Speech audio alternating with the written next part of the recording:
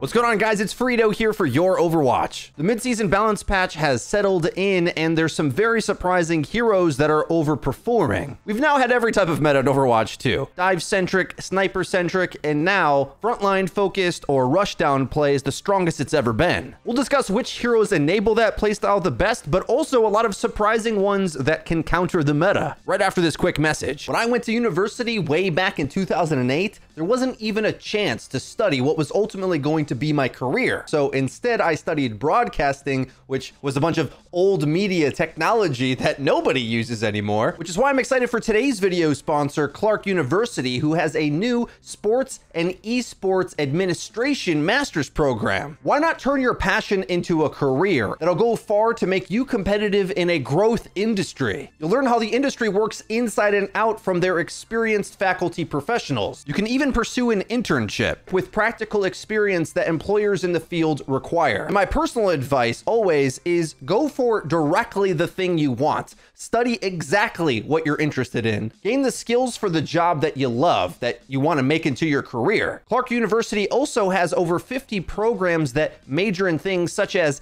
interactive media, game design and development, which was ranked number 3 in the world by the Princeton Review, marketing, data science, finance, and mathematics education. Make what you love your career and join the next generation of leaders with Clark University's Sports and Esports Administration program. Apply for free at clarku.edu for a 50% tuition scholarship available for a limited time, so check it out now. First up, we'll talk about the tanks. Got 3 tanks in S tier, and they have kind of an interesting relationship between them. Reinhardt's stats are just straight up nuts. The amount of shielding protection you can give your team, but then also the cadence of your repositioning, getting multiple pins in the fight, of which, by the way, are the highest burst damage you're probably going to get out of this type of tank. And one of Ryan's biggest weakness was his range before, but with the Fire Strike buff, even that is kind of in question. The only thing he doesn't do is jump, which means any map that has a low ground objective, if mobility can't stall the cart, you can take the fight to the cart, win the brawl, and shield against the range that would otherwise counter you. Ryan kind of does everything. But these other 2 picks in the S tier emulate a similar playstyle. All 3 are good at receiving healing in the front. They're slow tanks that play in front of their healers, no complex pincer attacks. It's an easy playstyle to replicate because your supports and tank usually know where each other are. When you start encountering the high volume damage counters that otherwise would rip down Reinhardt or Ramatra, I would suggest Sigma, who also has a shield that has a high uptime and the grasp in order to eat that damage and turn it into health. If you're needing to shield too much and are getting rolled when you run in, Sig's the best defensive option, also good on sniper maps. Ramatra also can take a ton of focus fire onto him if you manage block correctly, but importantly, against these other 2 shield tanks, his pummel attacks pierce through them, which makes it difficult for those other tank comps to play more passive because they're not exactly safe when they think they should be. And against the more death ball variant of playstyle, Ramatra's snare can rack up tons of damage and punish the squishies that are playing too close to the Rhine. Keep those tanks in mind, as those are the ones that are going to be the most important when we look at the other roles. But for now, we'll move on to the A tier of tanks, where I'm going to say Junker Queen and Wrecking Ball are the best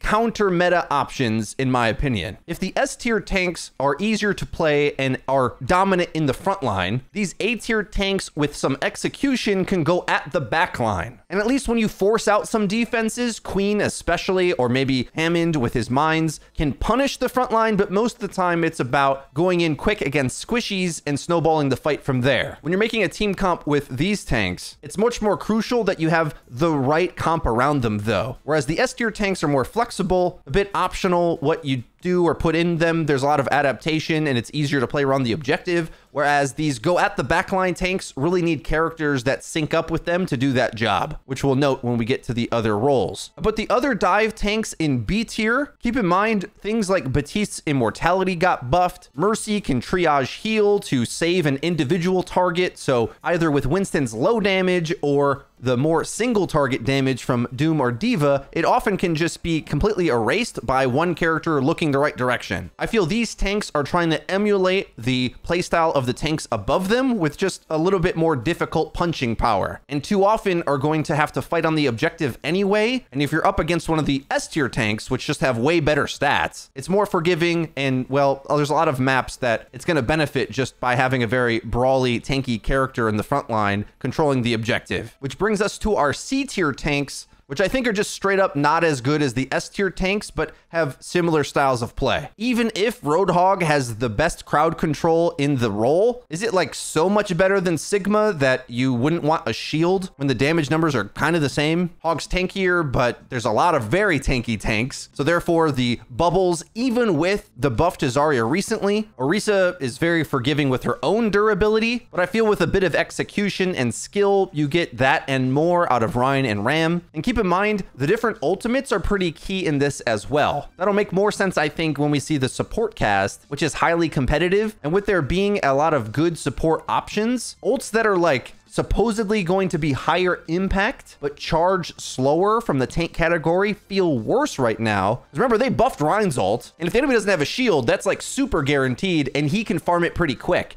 Whereas Terra Surge or Grav Surge, if you wait so long to get your ult and then a support basically counters it, I don't know, it just doesn't feel like there's those big moments, and it's better to tempo ult with Ryan most of the time, or get another channel of armor out of Ramatra. So this C tier, they really only have good matchups against the A and B tier tanks, and I think have pretty horrible matchups against the S tier tanks. Let's talk about the support class. At the start of the season, we had them really grouped up, but with the mid-season patch and things developing, heroes coming out of the woodwork, especially in the damage category, this has changed quite significantly. Still quite a few are good. I'll say in the S tier, I categorize these supports as ones that can carry the game. Zen and Bap are two sides of the same coin with a lot of very tanky frontline characters, but Tease can offer an insane amount of healing. And especially with the lamp buffs, Reinhardt playing around it and protecting it, it gets a ton of value. But on the other side as well, Zenyatta discording a tank keeps him as the top support in the tier list for me, because if you need to really flip the tank matchup and do a lot on your own,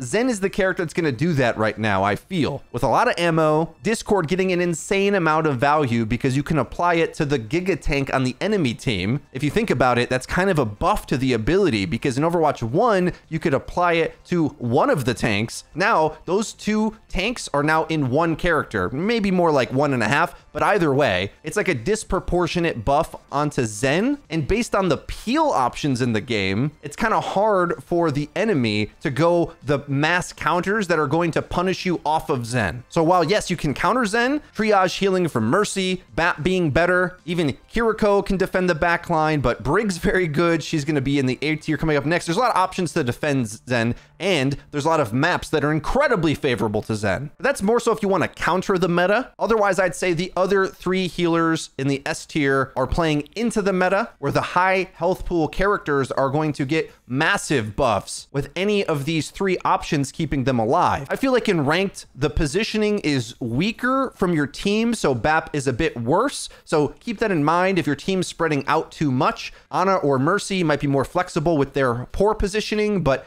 BAP amplifies the more your team's going to play around each other and take advantage of the splash healing. And keep in mind which characters each one plays around better. There's a lot of brawly, low ground, high health pool characters that BAP can take advantage of playing around your Rhine that we'll get to in the DPS category. There's some flying heroes that are good options for Mercy to pair with, and Ana putting nano boost on quite a few picks can carry as well. Brigitte can sometimes get run over by Rhine comps, and in general, I feel isn't so great against like Sig, who puts a shield in the way that might make it hard to sneak your flails past for Inspire. Also, Ramatra cleaves past her shield with Pummel. So there's a lot of ways Brig can feel exploitable, but at the same time, she also is a good option for offering up a lot of area of effect healing. And if the enemy is playing a style that is going at your backline more, she is a bit more survivable and durable in her own right. Lucio, I put in like an alternate A tier, because while he makes Rhine comps very, very good, there's a lot of characters that your teammates might pick that you'll wish you have one of the other supports. And a little bit of a spoiler before we get to the damage category, but characters like Bastion or Mei, Reaper, even Baptiste really need speed boost to be enabled and will get a lot more value with speed used correctly. But in rank, that can be a little tricky. If you don't have the right comp or your team positioned badly, it can be hard to get value out of speed. That's mostly why he's such a high tier pick right now. It's not because of his stats, really. There's better characters to go off and duel, especially the ones below him on this list, and other characters have better stats. It's just speed boost that's keeping Lucio potentially top tier. When used correctly, I'd say he's an S as well. Just a little tricky. Falling all the way down into C tier is Kiriko. I'm gonna call her overrated. The devs keep saying this, and it feels like no matter how much data they say, nobody's opinion changes. They say, oh, Kiriko's a must pick. Doesn't matter if her win rate is 45%. The community still says she's amazing, and I keep dropping her lower and lower with each subsequent tier list. Well, the reason is, if you think about the top tier tanks right now, and especially some of the DPS we'll look at next, playing together in a death ball is really good. And so when you're going up against like the healing capacity of BAP, who's shooting and healing in an area of effect at the same time, the mid-fight value from the support position is insane. And while Kiriko can get into crafty positions and take duels better than a lot of supports, the skill ceiling of hitting kunai headshots is still insane. And Suzu is a unique interaction that can erase an anti-effect. That's a big deal. But outside of those plays, she doesn't like steamroll most of the game. And in fact, you'll feel like your team can kind of get run over by much higher statted characters. Like if they have a Discord and you don't, well, good luck winning the tank battle as Kiriko. Oh, you can cleanse the Discord and then it will just be back in a second. You used your best ability to do that. Like it's not that good. And so if you're not getting flanked and needing to defend yourself, which is where Kiriko I think is strong, like she can duel a lot of the flankers herself.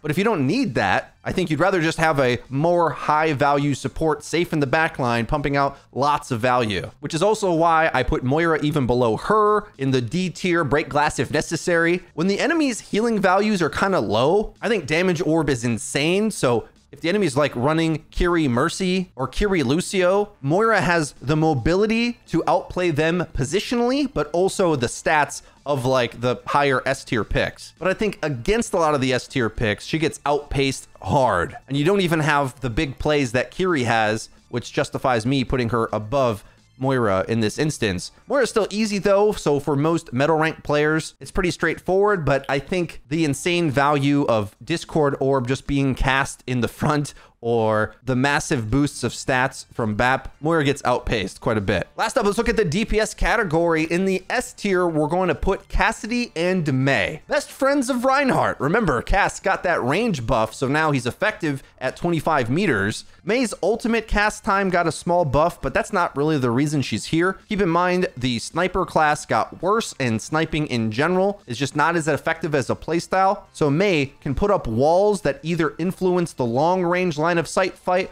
or the tank fight. Either way, it's a ton of value to break up the fight in your favor. Mei's damage is competent and her ultimate is great. So if you already have a comp that likes to play on the objective, having a Mei ult is kind of like a tank ult if you think about it. It's like that level of power, which is abnormal for a DPS character. So between these two, you either have the high damage or the utility with a bit of damage, and these picks are going to be great playing with and against the top tier tanks. Now on to the A tier, where things get quite diverse. Wait a second, is that Bastion at A? Hey, you're looking to put him in S. Bastion's actually seen play in the open division, and when you think that he's really good at counteracting some of the better tanks like Reinhardt and Ramatra, Bastion has the volume of damage to keep working them down. And the way the tank resources are working right now, like it was different if you were, say, in a Diva or Orisa meta, where their resources are cooldown based, which means you have windows of time that you can mitigation. So having a high volume of damage that lasts a long time cuts through those defenses to get to their soft, mushy core. So there's a lot of value to be had from the DPS position for pressuring for a long time. Whereas against other tanks, they might go in and out, and you haven't really gained anything in the interaction because their cooldowns are so severe. But shields take a long time to regenerate. rate. So having a hero that straight up wins the shield break war can make a ton of space for the team. And while Bastion is weak in some duels because his hitbox is big and his sentry rifle isn't as good as others, the thing he does is so good, and he has natural armor health, which makes him another one of these tanky characters that a character like Bap loves to keep alive. Bastion's just got a lot of great interactions, a lot of friends that are up in the meta that are making him good. I just think he takes a bit more teamwork or a bit more game sense than Cass or Mei. Otherwise, I might even put him in S tier. We'll keep Hanzo quite high on the tier list because he's good against a lot of these other DPS. He outranges them, and Widow as well. Since there are enough Widow maps, you can find some headshots to carry the game, but for the most part, you're gonna have the easiest time just trying to win the tank battle, I think. But if you are trying to counter and play a different style, this is important when thinking about playing with a Wrecking Ball, Junker Queen, or any of the other dive tanks. These flanker characters that are still in the A tier, Tracer, Reaper, Echo, and Genji, I think you need a good performance from one of them, if not maybe two. Because if the enemy tank is too durable in the front line, soaks up the damage from one or two of your damage picks, and then your tank tries to rush past them to get in a limb, well, the healing values are gonna keep everything alive, and your comp will just do nothing. So you really need one of these mobile characters to sync with one of those tanks to get any meaningful damage done. But a honorable note is to Pharah, who also is quite high in the tier list here, mainly because she can kind of play a solitaire game. If you play Pharah positions, which is to say far up on the rooftops using corner cover and shooting from range, while it might be a slower way to play, you can work down those rush style comps that don't quite have the range to deal with you. And Barrage is yet another option that has a big volume of damage that can just be laid down right on top of one of the top tier tanks and remove them from the game. And that is partially why I put Pharah even above Echo, who I think a lot of people might disagree with that, but I think Echo's duplicate is just nowhere near as good, which is funny to say Barrage is a better ultimate than something else, but based on just the way this patch specifically is playing, it is. And I think it's important to remember that as well. The comps that either play for neutral fight value or ult fight value are very severe right now in this meta. The more brawly rush comps very easily take over the objective, and the more divey mobile comps typically have a higher potential in the ult fight, mainly because their ults are either better overall or because they have mobility, they can dodge a lot of the rush ults. Now onto the B tier. I think you got to be way too good to get Sojourn to be a top tier pick. Like if you're in GM, all right, fine. But considering how much free value you get from the picks above her on the list, like good luck trying to hit the headshot rails to equal the amount of pressure you'll get just by selecting Bastion and looking forward. Soldier and Ashe, I just think they get soaked up too much by the top tier tanks. To the extent you can get angles on squishies, have a good time, I just think throwing a shield in the face of these characters, you wish your character had a bit more of a severe playstyle to fit in this meta, either leaning into the meta strengths or countering them. I don't think they do either. Junkrat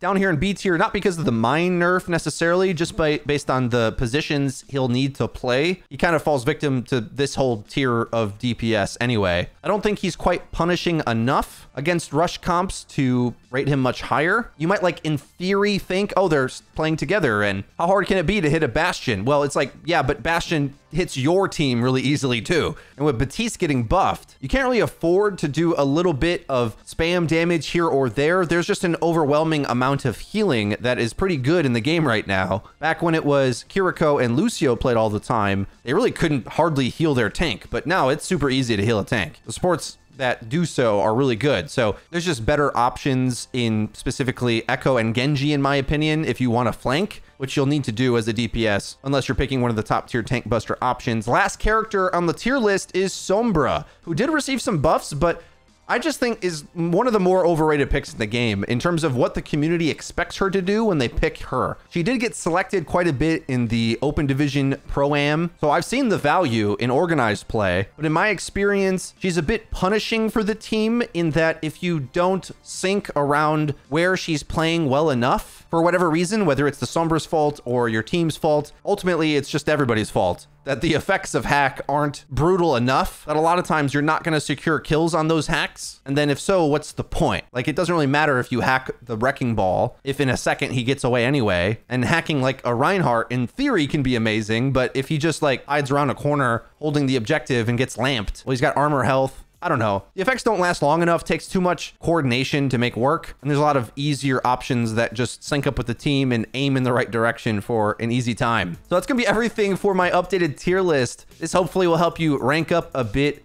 for the last few weeks of the season before we get season 4 and a new hero to shake things up again. If you'd like to support the channel, please check out today's video sponsor. And to continue your learning journey, check our link in the description to check out Clark University. Turn your dreams into your career. If you enjoyed this video, be sure to leave it a like, and don't forget to subscribe and click the bell icon to actually get notified when our videos come out. That's been it for me. I've been Frito for your Overwatch. I'll see you guys next time.